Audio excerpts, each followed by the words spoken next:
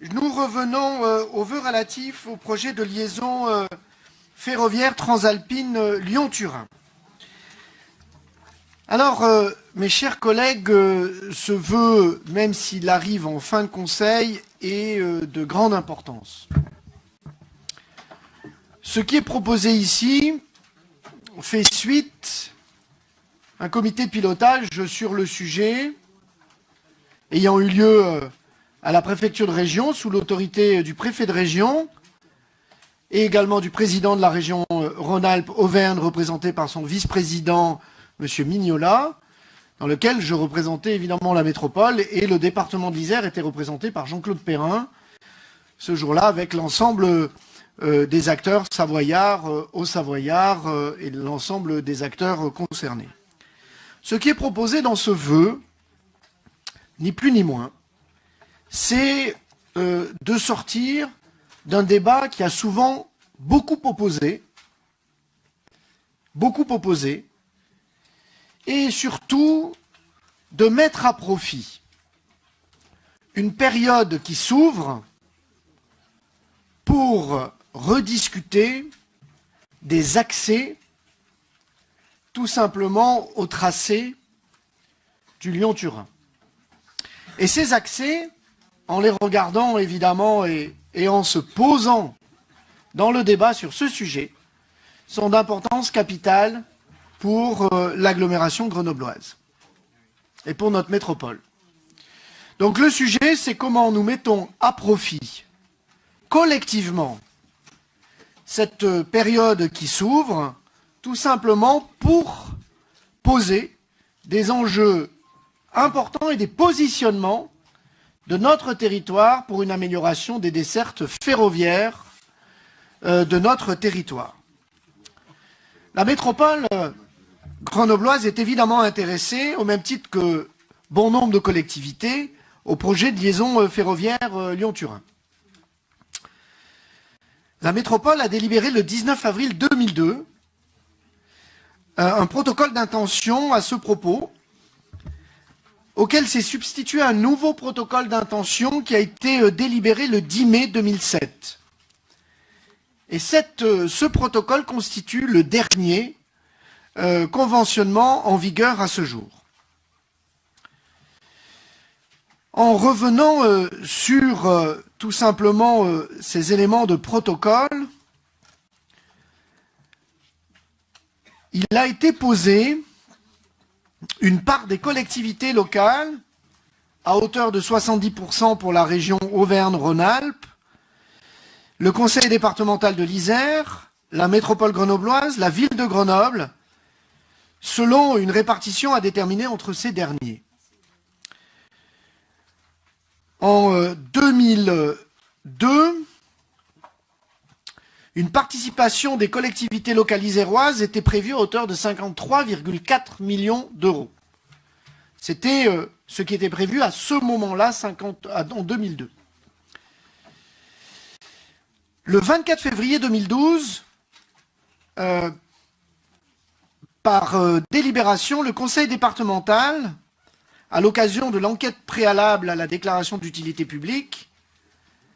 a fait part de son intention de ne pas intervenir dans le financement. Par délibération, la ville de Grenoble, le 12 avril 2016, s'est retirée du protocole d'intention de 2007. De fait, le dernier conventionnement en vigueur à ce jour, qui prévoyait donc un engagement solidaire des collectivités locales iséroises, départements, ville de Grenoble, se trouve ainsi questionné, sachant que le montant était basé sur le montant de l'époque, et nous savons que ces montants ont largement évolué aujourd'hui, et se retrouve du coup, en l'absence d'une actualisation récente, et cela dans un contexte budgétaire qui a été profondément bouleversé, dans une situation qui met la métropole de grenobloise finalement seule devant un tel sujet. Et il est à noter que le 24 juin 2005, la métropole rappelait les objectifs primordiaux que sont pour elle, à cette époque, la réduction des temps de parcours ferroviaire entre Grenoble et Paris, mais également entre Grenoble et l'aéroport de Saint-Exupéry. Et parmi ces projets figurait notamment la nouvelle voie du Voironnais, dite Chaîne de Rive, retenue dans le protocole d'intention en 2007. Cette dernière a été abandonnée, écartée, par le comité de pilotage de l'étoile ferroviaire grenobloise du 7 décembre 2011, décision qui a été confirmée par la déclaration d'utilité publique du 23 août 2013. Force est de constater qu'aujourd'hui,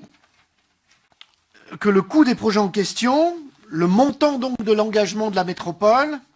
n'ont cessé d'augmenter alors que dans le même temps, très clairement, les bénéfices attendus au titre de la desserte ferroviaire de notre agglomération se sont trouvés amoindris, voire même remis en cause. Alors que, justement, le calendrier vient d'être reprécisé avec l'accord franco-italien et le vote au Sénat intervenu le 26 janvier dernier, le ministre Alain Vidalis a réouvert, a missionné une réflexion sur la programmation des accès et a confié donc au Conseil général de l'environnement et du développement durable et qui a désigné l'ingénieur général Hervé de Tréglode pour mener cette mission de réinterrogation des accès. Cette mission, donc, nous sommes en janvier, cette décision posée va s'ouvrir. Et la métropole grenobloise ne peut en aucun cas ne pas, je dirais, intervenir dans ce sujet des accès en rappelant un certain nombre d'enjeux pour son territoire. Cette mission, elle s'articule autour de 3 objectifs. Évaluer les capacités du réseau ferroviaire existant, mettre en place un suivi de l'évolution des circulations ferroviaires et analyser leurs perspectives de développement à l'horizon 2030, identifier les actions pertinentes permettant d'améliorer la fiabilité et la capacité de la ligne existante, aux différentes étapes de mise en service des nouvelles infrastructures, et notamment se traduisant par l'établissement d'un schéma directeur de la ligne existante entre l'Est lyonnais, Grenoble, Chambéry et Saint-Jean-de-Maurienne. Et enfin, de proposer et de partager un calendrier de réalisation progressive des accès alpins. Dans ce contexte, la métropole souhaite se saisir, comme je l'ai dit, de l'opportunité qui est ainsi ouverte, permettant une réinterrogation pragmatique,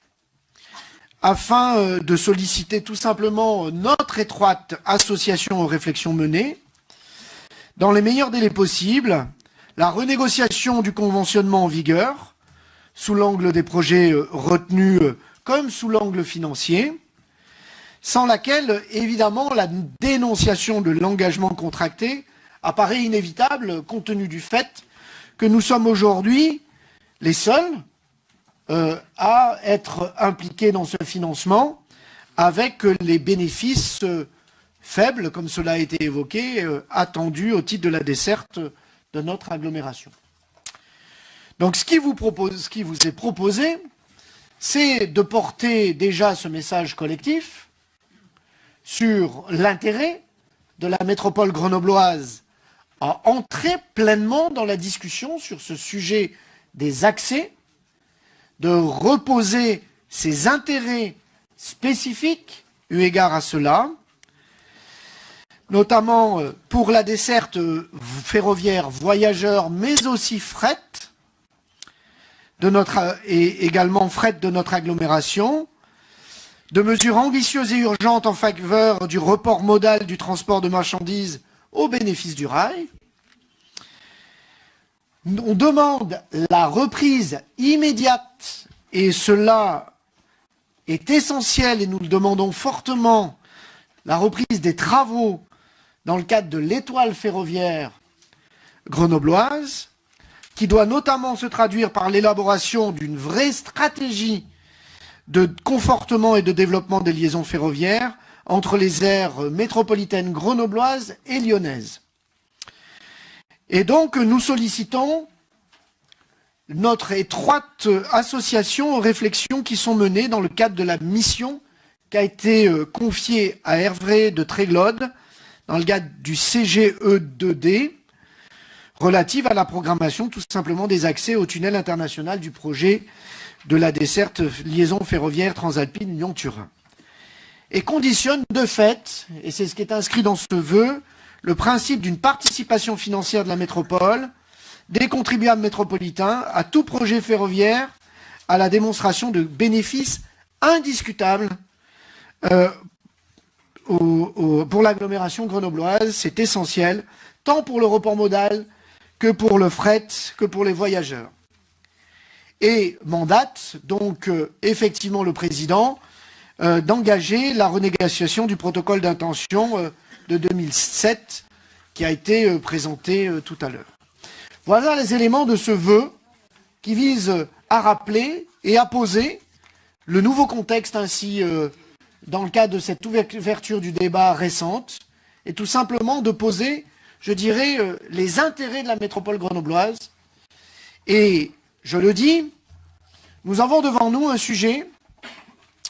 que je considérerais de la même manière que nous avons pu aboutir sur la question de la 480 et du rondeau.